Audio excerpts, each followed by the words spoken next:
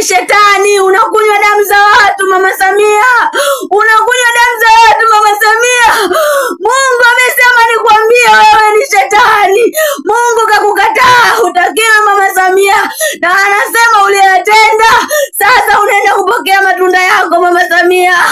Unapokea matunda yako Mama Samia.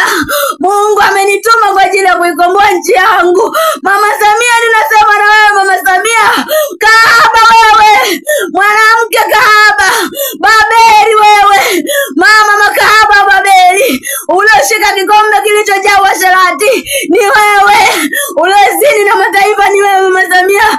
Mungu amenituma nikwambie Mama Samia, na kazi zako ninazivunja kuanzia sasa kwa jina la Yesu na kwa damu ya Yesu, kwa damu ya mwana kondoo iliyomwagika msalabani. Tumehesabiwa haki Mama Samia. Mungu amesema nikwambie tumehesabiwa haki Mama Samia. Mungu amesema nikwambie tumetengwa mbali na kuonewa. Mungu amesikia kilio chetu cha Watanzania. Mama Samia, una mamlaka tena juu ya taifa la Tanzania. Ufai tena kwa rais wa Tanzania. Tumetengwa mbali na kuonewa. Tumehesabiwa haki kwa damu ya mwana kondoo. Kwa damu ya mwana kondoo. Anguka kuanzia sasa. Anguka kuanzia sasa. Kufa Mama Samia kuanzia sasa. Kufa na kikwete kwa damu ya Yesu. Angamia na jeshi lako Mama Samia. Ninakuangamiza kwa damu ya Yesu. Ninakuangamiza kwa damu ya mwana kondoo yenye uweza na nguvu iliyomwagika msalabani. Ninakuangamiza Mama Samia kwa ujasiri. Mimi ni mwana wa Mungu aliye hai. Nimetumwa kuikomboa taifa la Tanzania. Nimetumwa kuwakomboa ndugu zangu wa Tanzania. Mama Samia, ninakuangamiza. Ninakuangusha hata kuzimu kwa damu ya Yesu. Kufa kuanzia sasa kwa jina la Yesu. Kufa kuanzia sasa kwa jina la Yesu. Ninakufyeka kwa upanga kwa damu ya Yesu. Kwa damu ya Yesu. Nimedhihirishwa mwana wa Mungu kuzivunja kazi zote za ibilisi, kuzivunja kazi zote za giza. Mama Samia, ninakuangamiza kwa damu ya Yesu. Ninakutangazia kwamba mimi ndiye nuru ya ulimwengu. Nimetumwa kuangaza kwa ajili ya taifa langu la Tanzania. Nimetumwa kuangaza kwa ajili ya ndugu zangu wa Tanzania. Ninapaza sauti. Mimi ni bintu Sayuni. Mimi ndiye nuru ya ulimwengu. Mama Samia, kufa kwa damu ya Yesu. Mama Samia na Kikwete, kufa kwa damu ya Yesu. Huna mamlaka tena. Ninakuweka chini ya miguu yangu. Ninakuangusha hata kuzimu. Wewe ni wa kuzimu. Toka kuzimu. Kufa Mama Samia. Kuanzia muda huu ninakuangusha. Ninakufyeka. Mani, tumeshavunja muungano wa Zanzibar na Tanzania. Kwanza wa Zanzibar pia wamekuja wengi. Wa Zanzibar nashukuru sana, wamekuja wengi sana DM hizi siku zote. Ilikuwa si kwa shukuru wa Zanzibar. Samahani mnisamee kwanza. Wamekuja wengi sana DM. Wanasema tusimweke Samia kwamba kwa Zanzibari hawamtaki. Wamemfukuza, hawataki hata kumsikia kwamba ni Mzanzibari. Lakini ambacho tungesema sisi Wazanzibari tunapenda, lakini sio Samia na familia yake. Wazanzibari sio nyote mna roho ya vile. Kwa sababu nimekuwa na communicate na Wazanzibari wengi sana DM. Sehemu mbalimbali. Kuna wengine ambao ni marafiki zangu WhatsApp na kwenye Messenger. Sisi muungano tunauvunja ni tarehe 9, I think mnajua, Desemba. Muungano tunauvunja sisi kama wananchi. Wananchi tunavunja muungano. Hatutaki Wazanzibari wakae kivyao. Tunawapenda, lakini kaeni kivyenu na sisi tukae kivyetu. Sawa? Mkae kivyenu na sisi tukae kivyetu. Sisi tunachotaka kuunganisha ni muungano wa Jamhuri ya Muungano wa Tanzania na Jamhuri ya Muungano wa Kenya. Kenya ni watu. Kenya ni binadamu. Kenya ni familia zetu. Yaani sisi ni baba na mama wa Kenya. Wanasema ni pete na kidole. More than 3 years nimevaa pete zangu. So, naoga na mkanazo anyway. So, wa Kenya ni baba na mama. Kwa hiyo tunavunja muungano wa sisi na Wazanzibari. Sisi na wa Kenya.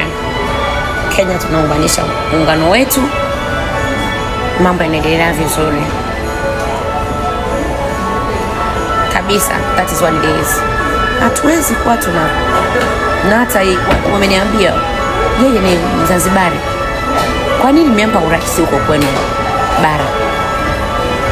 Lakini wengine anakuja kabisa leo, unaona asingemuua Magufuli asingekuwa rais. Na kwa nini mlimpa makamu wa rais? Hasa wewe unajua kwa mbele kutatokea nini, lakini wamesema hiyo ni kitu ambacho kilikuwa kipo.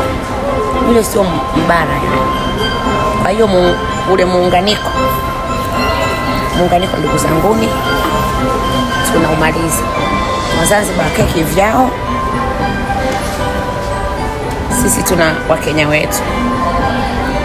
Wazanzibar pia hate, lakini kwa ajili ya Samia muungano lazima uvunjike. Tunapenda Zanzibar, lakini Samia na familia yake na vote ambavyo tufanyia, mimi nimeona Wazanzibari wengi, msikilize kwa Tanzania wenzangu, sio Wazanzibari wengi ambao wamekuja wanatu hate. Ninao wengi na communicate nao, wengi sana wanalia vibaya, yani wamesikitishwa.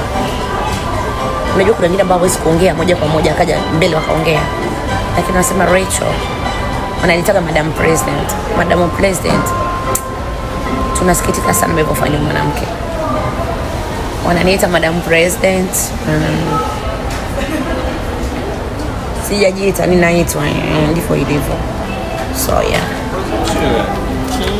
Wa Tanzania niko na nyie. Tutavuka. Niamini mimi tutavuka. Hawa Tanzania wenzetu ambao wamepoteza maisha,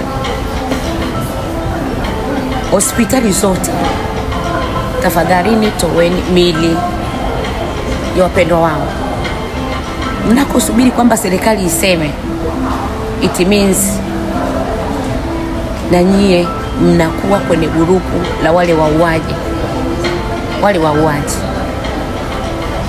Nimepata taarifa Mwanza nimepata taarifa kuna sehemu wamefikia Watanzania wengi sana. Polisi wamefikia Watanzania wengi sana. Sasa unafikiaje Mtanzania ambao familia yake bado inamuulizia? Wao ndio wahaini wenyewe. Polisi wote ni wahaini. Rais wao ndo kabisa muhaini namba 1 na wanafuata wao. Lakini pia Abduli lazima uwajibishwe. Kabisa. Lazima uwajibishwe. Kwa jinsi ulivyofanya. Uwajibishwaji uko pale. Wewe mama yako, nasema tena. Wewe mama yako akwepo kwa Makonda, Kikwete ndo kabisa, Muriro, Mafele. Hizi damu za watu, na nyie polisi wote mnaotumaga kwenda kukamata watu kiboya, hizi damu za watu haziendi bure.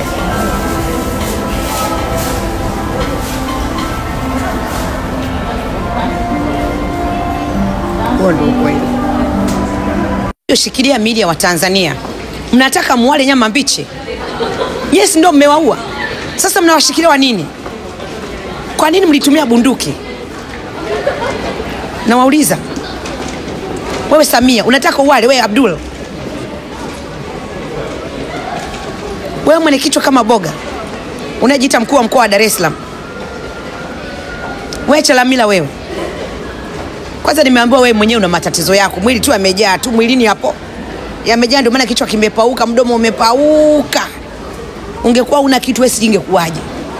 Unasimama na wewe muuaji Muliro mnakaa pamoja, anayetaka siwi nini? Toweni miili ya wapendwa wetu. Mmewauanyia kwa makusudi. Mnashikilia imli, mfanye nayo kazi gani? Mtu umemuua mwenyewe na bado kuwapa ndugu zao miili yao wazike, inakuwa ngumu. Hivi nyie ni mamlaka wa design gani? Au ni watu wa namna gani? Ndugu zangu, kama tulivyokubaliana, hakuna maridhiano yoyote na hii serikali ya wauaji ya kidikteta. Tena bora hata dikteta kidogo anakuaga na akili. Sio dikteta anaua watu wake, anayewaongoza. Kilanga wewe, vilanza wakubwa, nyoko. Tuanze kuwavuruga kwa namna hiyo. Tunahakikisha wale kama wasanii wakubwa kama akina Diamond na wasanii wote ambao walikuwa wanashiriki kwenye kampeni za CCM, tunahakikisha kabisa tunaendelea ku-unfollow, na pia tusitumie bidhaa ambazo wanazipromote wao, tusitumie kabisa. Yani tutakuwa tuharibie kwa namna yoyote ile. Kwa hiyo ndugu zangu, tusichoke wala tusivunjike moyo. Tujipange, maandamano ya tripu hii yatakuwa ni maandamano ya amani kabisa, sio maandamano ya vurugu. Kwa maana sisi tripu hii hapa wamesema kwamba sisi ni vibaka. Tunataka kuwajulisha kwamba sisi sio vibaka, ni Watanzania ambao tunadai haki na usawa kwa kila Mtanzania. Kwa hiyo tripu hii hatutatoka na marungu, hatutatoka na dhana yoyote ambayo inaashiria vurugu. Tutatoka sisi, kama kutupiga risasi watupige, ili dunia ijue ya kwamba sisi sio vibaka. Sisi Tanzania ambao tumeamua kusimama na kupambania haki zetu. Kwa hiyo tusishawishike habari sijui za kufanya vurugu. Hizo vurugu tuachane nazo kabisa. Twendeni kwa amani tukadai haki. Kwa hiyo sasa hivi kitu ambacho kitatusaidia kwa muda huu ni hivi ambao nimewambia, hakuna kushiriki mikutano wala kitu chochote kinachohusiana na CCM wala wasanii wote ambao walikuwa wanaisupport CCM. Ni hayo tu ya kwangu, na wengine waendelee. Taarifa hiyo jamani, taarifa mimi sijaipata vizuri. Samanini, habari kwanza za jioni. Taarifa hiyo ya viongozi walioachiwa, wameachiwa, eti ameachiwa.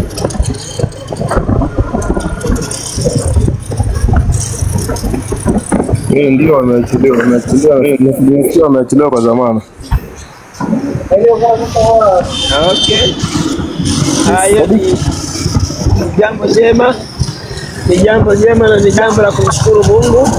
Kwa wamebaki vijana wetu waliopewa uhaidi, na Mungu atawasaidia. Watatoka kama Heche ameachiliwa.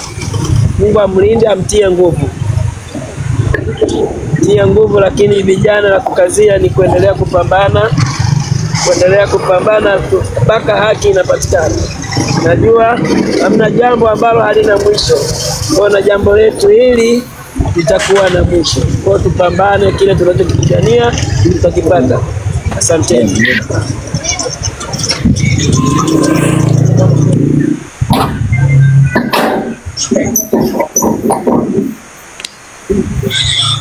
Karibu, skate.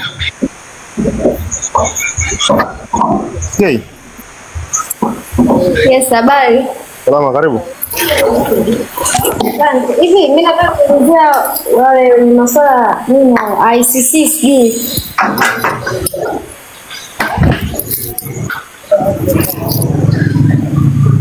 ICC na wale ambao sijui ambao wana yani ninavyosikia kwamba sijui watetezi hivi.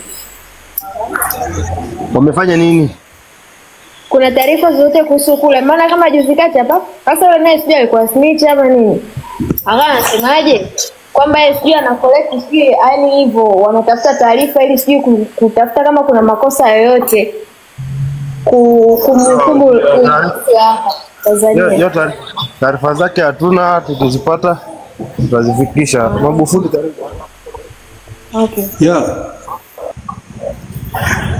Karibu endelee. Mimi nimeumizwa sana na kusikiliza stori nyingi nazozisikia. Madaktari wanalalamika kuwa mili imezidi, ila magari yanakuja yanachukua mili. Yanachukua mili usiku, yanasafirisha. Kwa hiyo sijui yanapeleka wapi, na maana kuna watu wanakosa ndugu zao kuwazika.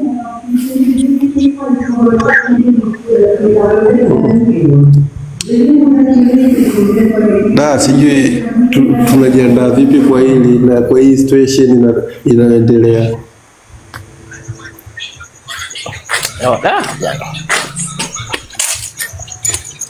Sana tunaumia sana. Yaani tuache Uzanzibari, bali tunaona kabisa kuna kama tukisikiliza baadhi ya vitu kama mama kuna kisasi analipa fulani hivi moto kumbuni. Awe na wote tuachane na hivyo vitu kama ni kweli, lakini nimeshasikia taarifa 3 hivi au 4, lakini si kitu kizuri, japo wengine tulikuwa tunaipenda system, lakini kuanzia nilipotokea madudu matakataka hatuipendi na tunaichukia. Yaani sasa hivi hakuna tena mambo ya kisiasa, wameweka mambo kiuzanzibari, yaani wameweka kiuzanzibari, yaani waondoe, kwa sababu haya mambo wanafanya watu washapita na washakufa wengine.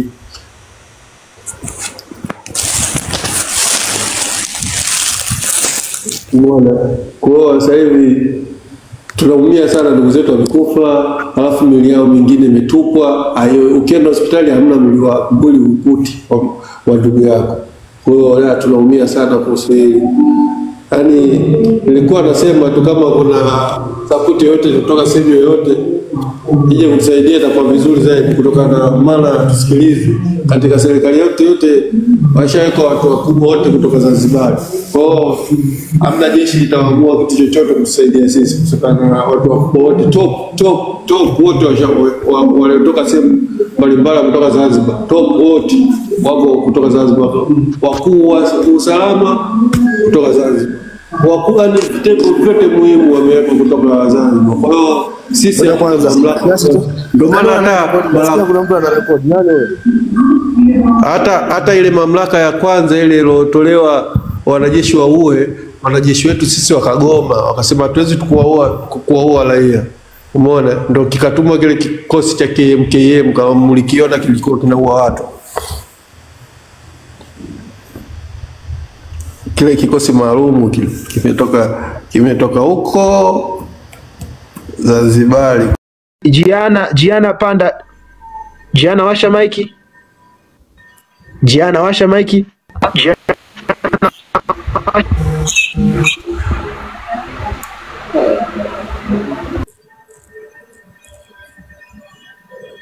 Naona kawasha maiki afu tena katoka. Ngoja mimi niongee kaka Zuu hapa, nishuke chini niachie watu wengine wapande. Kama tutaongea na hisi kama kuna watu wengine kitakuwa kinawabusa. Guys, tunahitaji Tanzania mpya. Tunahitaji Tanzania mpya kwa maana gani? Mimi nime-experience vitu vingi sana. Hapa nilipo nimemaliza degree yangu chuo cha sauti Mwanza. Nina miaka 2 mtaani, sina kazi. Nishatuma barua sehemu nyingi sana, lakini hamna nini ajira. Ila unasikia taarifa kwamba kuna mtu kamaliza kidato cha 4, kawekwa sijui kawa polisi, kawa mwanajeshi. Wewe ukifanya hizo taratibu upati hiyo nafasi. Yaani kubebana hii ndio tunatakiwa tuitoe. Yaani mtu akiwa mtu fulani kama ni askari, awe ni askari ambaye anajua kwamba bana na elimu fulani. Maswala haya zamani haya sijui mtoto wa nani anakuja hapa, mtoto wa nani itatokea tu yakatae, watu wanaumia. Waloko mtaani huko wenye elimu ni wengi sana. Ila sasa ambao wamepata kazi na hawana elimu ni wengi sana. Sasa hizo Tanzania ndio maana hao maskari walioja ni mamburula. Wanapewa $200 viposho, wanaingia mtaani wanaua ndugu zao kwa sababu akili haipo toka shuleni, hana akili. Wewe una akili kichwani, unaweza ukapewa $200 kwa ajili ya kwenda kumuua mwenzako, unaambiwa kaue yote atakayekuwa mbele, atakayekuwa anapinga muue. Hizo yani hizo ni dalili za moja yani kabisa jeshi letu limejaza watu ambao hawana akili, wapumbavu. Kwa mimi yangu hao ni hao, tunahitaji Tanzania mpya. Yaani Tanzania mpya tena, ni kibidi hata Tanzania mpya ikiingia hata Jaramba lipite kama alivyopitaga kwa Magufuli, vyeti fake lipite. Kwa sababu tunaongozwa na watu wajinga sana kama rais wetu. Pumbavu mmoja ambaye hana akili, mshenzi. Yeye mwenyewe anajiongelea kwamba elimu yake ni ndogo. Asa wangapi ambao wajiongelea mzao ni ndogo na wako kwenye vyuo vikubwa? Tufike stage wa Tanzania tuamke. Hii nchi sasa hivi inaendeshwa kisayansi na teknolojia, na bila sayansi na teknolojia Huwezi nani? Bila elimu huwezi kujua hivyo vitu. Mfano sasa tumeweka watu kama wakina Habil. Mtu na elimu yake kubwa kama ile, wakina Lissu, the brain. Hivi unategemea nchi yetu itakuwaje? Lakini tunaweka watu ambao akili hana, akili ya shule hana, akili ya maisha hana. Anachowaza yeye ni nipate pesa ninunue kitu fulani. Nipate pesa nikainvest sehemu fulani, nimeambiwa na mtu fulani. Ukienda ukalima eka 100 unapata hichi. Yaani yeye mawazo yake binafsi hana, anachukua mawazo ya mtu mwingine. Hatutaki kuwa na viongozi wa hivyo. Mimi yangu ni hayo, nishuke chini nicheze na comment. Kwenye hapo samani kidogo kwenye hilo masuala ya jeshi nataka nichangie kidogo. Ukija kuangalia utawala huyu mama alivyoona wananchi wengi hawamkubali. Kaenda Zanzibar, kachukua vijana wengi sana kawaingiza jeshini. Tena wengi sana, wale vijana mtaani wengi kawaingiza jeshini, ambayo Zanzibar yenyewe elimu yao kama sisi, unaishia darasa la 7, unabaki nyumbani hauna kitu, unaenda form 4 failures, ndio leo kusanywa hao wameingizwa jeshini. Na wengine mpaka wanafikia kutoroka huko jeshini walipopelekwa, wanakuja kukuambia kwamba nimemaliza, lakini bado wanatuweka, wanasema subirini. Maana yake tayari wana mashaka bado na haya maandamano yanayokuja. Ndio maana wanawaweka vijana kule ili waje kufanya tena uhalifu kama walivyofanya mara ya kwanza. Shaona. Kwa hiyo sasa kuja kuangalia kama vile tunavyosema, watu wenye elimu, wenye degree zao hawaendi popote, wanatembea na maveti, wakienda huko jeshini hawapokelewi, wakiomba kuingia jeshini hawatakiwi, wanaenda kuchukua wale ambao yani nchi yetu. Hii ndio nchi yetu, lakini inasikitisha sana.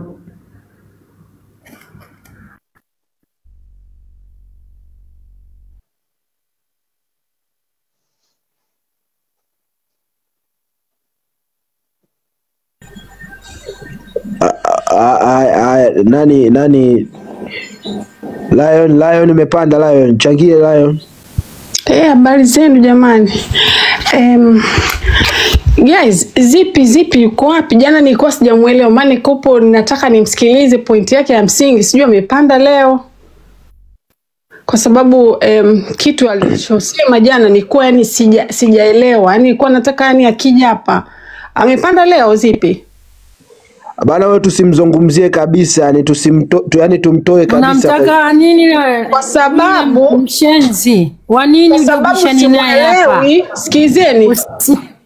Mwachana naye kama umuelewi, hata mimi simuelewi. Aha, anafurahia mauaji. Okay. Asante. Okay, vizuri sana. Make jana nilikuwa sijamuelewa kabisa, afu naona kama alikuwa anasikilizwa sana hapa. Ndio maana nikasema nilipande. Hata mimi kuna mtu alinifuata inbox akaniambia mama mwambie Tanganyika yule vipi. Nikamwambia siwezi kuingilia live za watu, lakini kuna watu kwa kweli wanakuja kupotosha. Mtu akiwa anapotosha na washauri mumtoe kabla hajaendeleza ule upotoshaji wake. Kwa faida ya watu wengine. Tulimlima block jana. Wengine wanaingia hapa wapya, wengine wanaingia hapa kutusikiliza. Sasa kukiwa na mtu, unajua neno moja linaweza likavunja nguvu za watu 100. Yaani neno moja tu linaweza likavunja nguvu watu 100 au likaua. Hebu fikiriani mama akasema kaue na watu wameenda kuua kweli. Kwa hiyo kuna watu wengine wakiendelea wanaendelea kuongea vitu vya kukatisha tamaa au ya kufurahisha haya waliotokea. Tusiwakubalie, tuwapige block wanangu. Hizi live zenu zina faida sana, tofauti na nyinyi mnavyofikiria. Hizi live zimeinua watu. Hizi live kuna watu walikuwa wafuatilia kabisa siasa. Watu wameinuka kupitia hizi live, watu wameamka kupitia hizi live. Kuna watu walikuwa wanaishi wanaona kawaida tu serikali inavyowafanyia. Mtu tena anafanya kukwambia, "Sasa mimi niongee nini? Mimi nakula ugali wangu na maharage usiku nalala na mume wangu na zaa watoto imepita." Mtu alikuwa anaona sawa kuambiwa mtoto wake aende shule na bukubuku kila siku, anaona sawa kwa sababu anaipata. Mtu anaona sawa kwenda kliniki kuanza kwa 180, anaona sawa kwa sababu anaipata. Yaani anatizama nafsi yake yeye, anachokitaka anapata, anahisi nchi iko sawa. Anatizama nafsi yake yeye, anaona vijana walioenda kuandamana wametaka kuuliwa. Anaona sawa wale polisi walivyopiga bullet ndani ya mageti. Ndani ya geti watu wamepigwa, kuta tumeshuhudia kuta zina vitobo. Kama ile ilikuwa sio genosis au operation, ilikuwa ni nini? Ile ilikuwa ni operation maalum ya kuua. Na kama mtakumbuka mama yenu alivyokuwa hotuba yake ya mwisho ndo akuonekana tena, aliweka paka kile kipande cha Mkapa, kamkopi Mkapa. Kwa sababu Mkapa kaua Zanzibar anavyosema yeye. Kwa hiyo na yeye kachukua kile kipande cha Mkapa akakileta kwenu wananchi. Hajaja na kauli ya kutuliza nyoyo za watu. Yani kama una akili sawa sawa, yani ulichokifanya unaona sawa na fulani alikifanya, iko hivi. Ikiwa tutakubali fulani alifanya vile na hakufungwa wala kushtakiwa, yani na Samia akafanya, ina maana na kiongozi mwingine akija atakuwa anafanya. Kafanya Mkapa, Samia naye kafanya, atakuja kiongozi mwingine atasema hata kama nilikuwa namsapoti Samia na mimi naenda kuua tena Zanzibar. Kwa hiyo watakuwa kila anayepanda na kisasi anaua. Mwingine akisema mimi sitaki, anakaa yake kisha anaondoka, atakuja mwingine na atasema hata fulani aliua. Kwa hiyo kama wewe umekuwa rais kwa sababu kuna mtu alifanya hivyo vitu na wewe umefanya, unaona watu tuvione vya kawaida. Yani pointi ya huyu mama anataka Watanganyika tuone vya kawaida kwa sababu na Wazanzibari au Wapemba walikufa. Na tukija kuangalia huyu Mkapa hakuua sana Zanzibar, Unguja, aliua sana Pemba. Wazanzibar walikufa, walipigwa, lakini Pemba walidondoshwa watu, lakini hawakufika 10,000. Sasa kwa kipindi kile Wapemba wangekufa 10,000 kisiwani asingebaki mtu. Sasa kama yeye anaona Mkapa alifanya hivyo na akahisi Mkapa kaishi kwa amani mpaka kafa, na yeye ndo kaja kafanya mara 2 au mara 4 alichokifanya Mkapa. Kipindi cha Mkapa kulikuwa hakuna mitandao, yeye sikazima network, lakini baada ya network watu wamepata video, ushahidi hupo. Sasa je, Mkapa aliitwa ICC au hakuitwa? Ndugu zangu, Mkapa aliitwa kwa ICC. Aliitwa. Na nendeni mkafuatilie na mahojiano wake, mahojiano yalikuwepo. Mkapa alisema watu 70. Sasa sisi tunawazungumzia watu 10,000. Anatuambia watu 70 au watu 200. Sasa kama mtu kakosea, kwa nini usichukue mazuri ukaacha mabaya? Kwa nini umeenda kukopi watu 17 alisema Mkapa na wanasema watu walikufa zaidi ya watu 200 au 150. Sasa yeye watu 10,000. Sasa kama kuna ndugu yako au mama yako alikuwa mlevi, na wewe lazima ukawe mlevi? Au kuna ndugu yako mzazi wako alikuwa anakosea, baba anampiga mama, anakuteseni watoto, na wewe lazima ukafanye hivyo? Mimi nahisi hekima ni kuacha mabaya aliyofanya na alotangulia, ukaja ukaleta masafi, ukajisafisha. Naam. Unajua tulikuwa watu karibuni 500 sijui hapo juu wakaja wakanishusha kabisa, alafu nilivyoshuka kwa sababu hapa kuna kinachofanyika hapa jamani. Nenda kwenye setting kaiweke akaunti yako kwenye mfumo wa AI. Ya sasa kwa muda huu kwa kuwa tuko nanilia hapa, hebu watu watumetume ile account isiwe kama roboti kama anavyosema Sam. Nenda kaiweke akaunti yako hiyo, kwa mfanya hiyo setting itakusaidia, itakupa ulinzi pia. Ya jioni tutafanya hivyo, ila kwa sasa naomba jamani tutaptapu hapo, tuendelee kutaptapu, tuendelee kucomment kwa pamoja. Na gift kidogo hapo juu tu ukiangalia utaona una kipress hicho kisehemu. Sio lazima ushushe live. Wapi? Sio lazima ushushe live. Hebu nielekeze wapi? Huku tunaendelea kutuma jamani vinalivi zawadi. Labda sijui na Samia au na nani. Wala na vyombo vya usalama wala nini. Wala kwenda nilikuwa tu na Facebook kuelezea. Subiri kidogo mwananchi. Nilikuwa na Facebook. Mwananchi subiri kidogo. Umeona? Kwa hiyo tunataka kwenda kufanyaje? Kuiondoa serikali madarakani. Hilo ndo la muhimu tunalotaka kwenda kulifanya. Kwa hiyo jamani, nimesema kwamba akiongea, subiri dada, nimesema kwamba akiongea mtu mmoja akimaliza ndo aongee mtu mwingine. Sasa hivi huyu anaongea, mnakuwa mnatuchanganya. Hebu kuwa na utaratibu mzuri basi. Nani anaongea, nani anamsikiliza mwenzake? Niendelee basi, afu ataongea. Umeona, that's why ule uchaguzi haukufanyika na haukufanyika kweli, lakini yale matokeo yameagushi na ameenda kujiapisha kwenye kambi za jeshi kinyume na wananchi. Sisi hatujamchagua, that's why mpaka sasa hivi tunaendelea kumkataa. Lakini guys, naombeni mkumbuke kitu kimoja, kama tulivyokubaliana, yale maandamano yalikuwa ni ya kwenda kufanya hivyo. Tumevuruga uchaguzi, sawa, hujafanikiwa na tulifeli, na wanajeshi hawakuwa upande wetu, na kama laiti wangekuwa upande wetu tungekuwa tunaongelea mambo mengine sasa hivi. Lakini sasa hivi tunaenda kivingine, tunaenda kufanya maandamano ya amani. Jamani, hakuna mtu, trust me, hakuna mtu atashutiwa, hakuna mtu, kwa sababu kuna mashirika mbalimbali ya kidunia tumeyaalika ambayo yatakuja kuyaangalia yale maandamano, ikiwemo na ile Red Cross ambao hawa hapa watatoa ulinzi. Nenda kwanza kule. Hao watatoa ulinzi kwa wananchi ambao tutatoka kuandamana. Kwa hiyo hakutakuwa na uvunjifu wa haki za binadamu wa aina yoyote, kwa sababu pia mashirika ya haki za binadamu yatakuwepo. It means kama atatokea polisi atamshuti mtu, pale yale mashirika yanamchukulia hatua huyo polisi. Kwa hakutakuwa na uvunjifu wa amani, na haya maandamano yatakuwa ni non stop. Yaani tarehe kuanza inajulikana, lakini ya tarehe kuisha maandamano haijulikani mpaka pale Samia na watu wake watakapoachia madaraka, watakaposema kwamba tumesalenda, basi chukueni nchi yenu. Kwa hiyo ndio hivyo. Na pia tutapanga tunaenda wapi.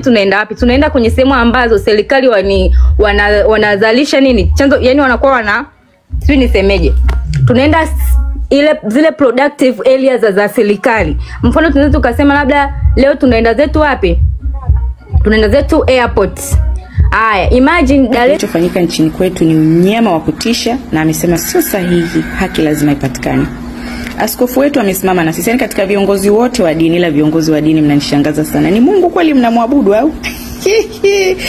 Okay, huyo askofu wetu ambaye ameamua kusimama na sisi na kutokutuacha, Askofu Rui amesema kilichofanyika sio haki. Hakuna cha makubaliano wala maridhiano, haki itendeki. Alafu kuna wewe Mtanzania mwenzangu, una followers kibao. Walio kufollow ni hawa wa Tanzania wenzako ambao kwa pamoja mnatakiwa kupaza sauti kuhakikisha haki inapatikana. Una platform, una sehemu inaitwa social media ambayo unaweza kuzungumza jambo likafikia dunia. Kwa nini usifanye hivyo?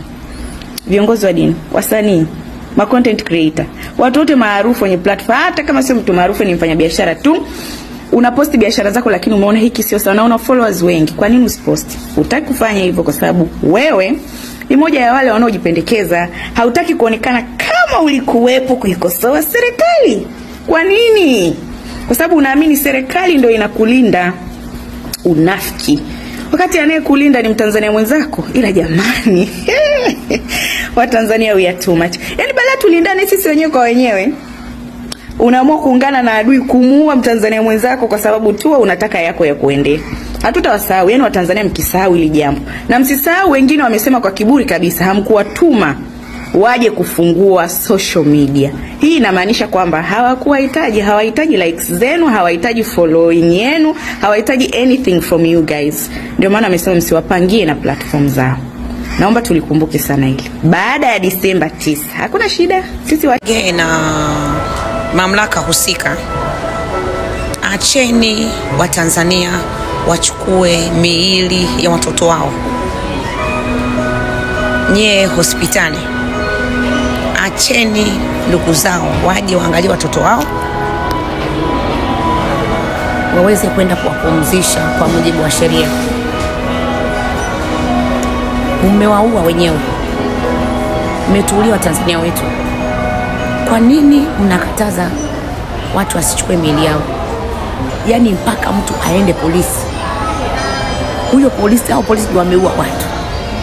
Aende polisi akatoe maelezo. Akatoe maelezo gani? Sorry guys. Akatoe maelezo gani? Ambayo mtu inahitajika kwanza aende polisi akatoe maelezo kwamba ndugu zangu ilikuwa hivi na hivi na hivi, tena mtaka kuwa au ni mauaji mengine mnayotaka kufanya. Mtu akija kudai kwamba bwana kuna mtoto wangu ama na mama yangu ama ni ndugu zangu ambao alikuwa kwenye maandamano au hajulikani kama alikuwa maandamano au anaenda kupiga kula. Alienda kupiga kula lakini ameuliwa. Kwa hiyo tunatafuta ndugu yetu.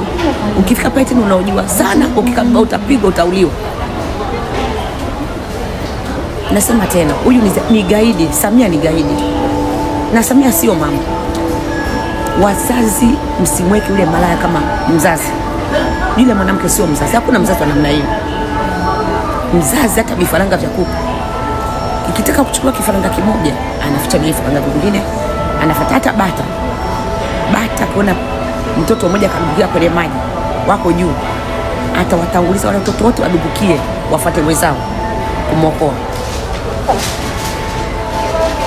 Lakini Samia anachokifanya, mtoto mmoja akidubukia kwenye maji, anadubukiza wengine na anakutishia. Na anajua kisa wajui kuogelea, lakini hata ingieni. Ndio yuko gida ingieni bwana, kafikieni mbele ya safari. Ni kiongozi ambaye ni wa hovyo. Haijawahi kutokea katika historia yetu ya Jamhuri ya Muungano wa Tanzania. Samia,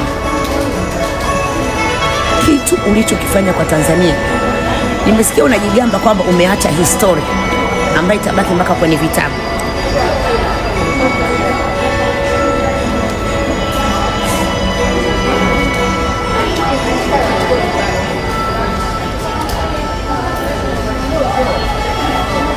Una akili kweli Samia wewe? Watu wanapenda kuacha story nzuri duniani ambaye hata mtu akija anataka kuiga ile story, lakini umefanya wanawake wote kuonekana sivyo vipi. Yaani wewe sio mwanamke. Wewe sio mwanamke, sio mwanamume, ni shetani. Wanawake huko tukutaki kwenye pande zetu wanawake hapa. Hatukutaki. Kabisa hatukutaki. Upande wa wanaume ndio kabisa hata kukusikia. Kwa sababu ndio wanazaa, wao ndio wanapiga mimba inaingia. Mwanamke anabeba mimba.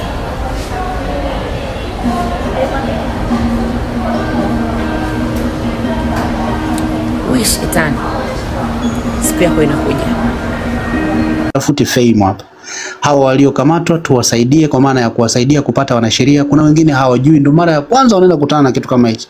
Kuna mwingine hata tu kwa mtendaji hajawahi kulala, kaenda sasa kwa mara ya kwanza anakutana na kesi ngumu kama ambazo wamepewa. Tuone namna ya kuwasaidia kwa kuratibu. Kwanza tujue idadi, hata kama sio kamili, lakini ya kundi kubwa. Ukiacha hao ambao wanasomeka kwenye hii hati ya mashtaka ya walioko Dar es Salaam, ambao baadhi yao kakatoa ulioni nimeona tumeishare. Tujue idadi angalau hata robo tatu ya waliokamatwa nchini, tu tuna idadi ya wenzetu. Ndio umoja wenyewe unavyotengenezwa. Wakati tunaweka mikakati ya tarehe 9 kama ambavyo kaka Habil amesha take over kwenye eneo la digital na electronic means, sasa twende kwenye hii njia ya kawaida ambayo ndio inatukutanisha moja kwa moja kutoka huko Uswahilini. Na sisitiza tena, vifaa vya muhimu lazima vizingatiwe. Vifaa vya muhimu hapa hatuanze kujadili barakoa, tayari mnishajua. Tunachojadili ni ku-officialize maandamano yakae katika mtindo wa kuionyesha dunia tunaenda kwenye maandamano. Niliongelea mabango. Mtu akasema hilo sio la kujadili sasa hivi. No, mtu asipuuze. Nimesema mabango mara nyingi kwa nini? Naongea kwa maana hao watu, kuna sehemu kama mmesikia mara nyingi wanapojitetea. Wanajitetea ili kuhalalisha uovu waliofanya kwa kusema ili yawe maandamano. Walionyesha nini? Nilimsikia na kumuona mkuu wa mkoa wa Mwanza akiwa Star TV tarehe 1 usiku. Anasema anamuuliza mtangazaji, na yeye Saidi Mtanda anamuuliza mtangazaji anaitwa BJ Bernard James kwamba hebu niambie wale waandamanaji walikuwa wana nini, ilikuwa kero yao, walilalamikia nini? Mtangazaji anasema mimi sijaona. Kwa hiyo wewe hatuwezi kuita maandamano, ni fujo. Zile si waandamano, wanatuita vibaka. Wanawaita vibaka, wanatuita vibaka, wafanya fujo. Kwa nini? Kuna sehemu ndogo wanapata guts kwenye hilo. Kwa sababu kutokubeba mabango hakuondoi uhalali wa kwamba tulikuwa kuna kero tunaiaddress. Lakini kwa sababu wamepata hicho kipengele kidogo, tuzingatieni. Sasa hivi kama una eneo lako unaona una mabango mazuri ni yale ya kushika yenye kimbao chini. Hachukui gharama 2,500. Bado mapema ili tusije kufanya surprise kama tulivyofanya kwenye tarehe 29. tunajipanga mapema, tunataka ukombozi wa kweli, lazima tuwe serious. Kuna mambo hayaepukiki.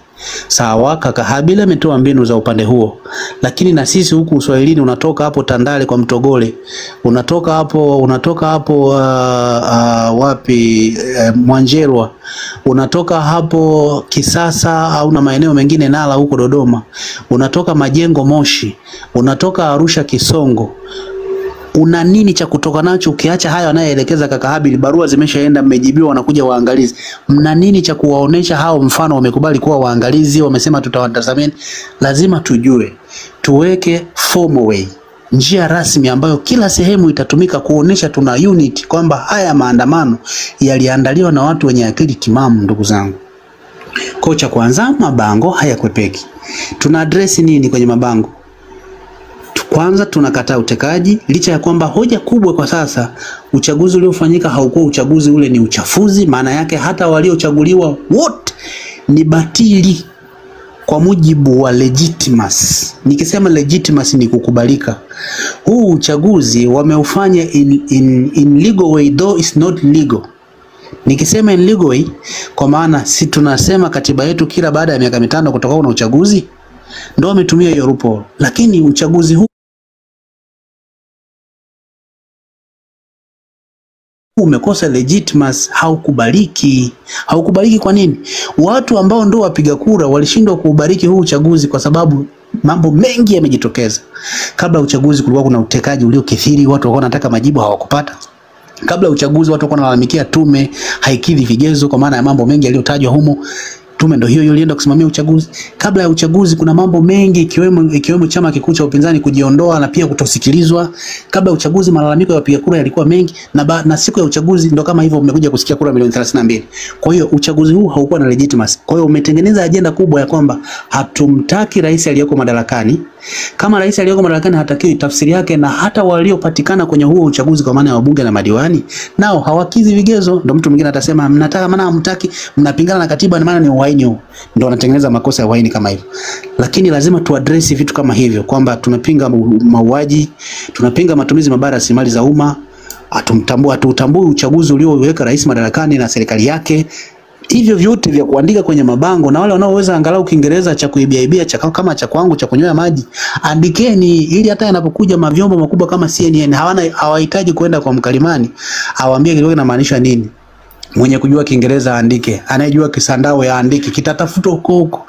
Tuionyeshe dunia tumeofficialize haya ni maandamano yaliyoandaliwa na watu wenye akili timamu. Hilo moja. La pili, lazima tuwe tuna starting point au initial point, eneo la kuanzia. Tunapojiorganize tukifika 10, mna eneo, mnaanzia hapa, mwisho wenu ni hapa, na mnapofika mwisho ndio sehemu ambapo mtashinda hapo, mtakesha hapo mpaka kieleweke. Kama mnakubaliana kutokea labda Kimara kuelekea Posta, ambapo ni labda Magogoni Ikulu, mtaenda mpaka nje ya Ikulu, mtakuwa mnaimba huku mmesimamisha mabango. Hata kama ni wiki, kama hamjajibiwa madai yenu, ni hapo ndo mwisho wa safari yenu, na kitaumania hapo. Kitaumana sio kwa maana ya kwenda kuchoma Ikulu. Tutasimama nje ya Ikulu, dunia ikiwa inatuona day and night, usiku na mchana, bila kujali kwamba watasema usiku tunahatarisha usalama eneo la Ikulu, hatuendi kupiga mtu, mtakuja kutulinda. Lazima tuwe tuna strategies kama hizo. Kwa hiyo tusijikite tu kujadili barua ikaishia hivyo, sipuuze barua. Tuangalie na hivi vitu vya msingi. Kwa hizi mbinu mbili nimezitoa. Wengine kwenye mjadala tusitaje Habili atakuja. Twendeni kwenye kuongeza maarifa mengine ya kinachohitajika. Mimi nimesema mabango, lakini nimesema lazima tuwe tuna eneo la kuanzia. Eneo ambako unataka kuanzia maandamano, mkijikusanya mkiwa 10, mna mabango yenu.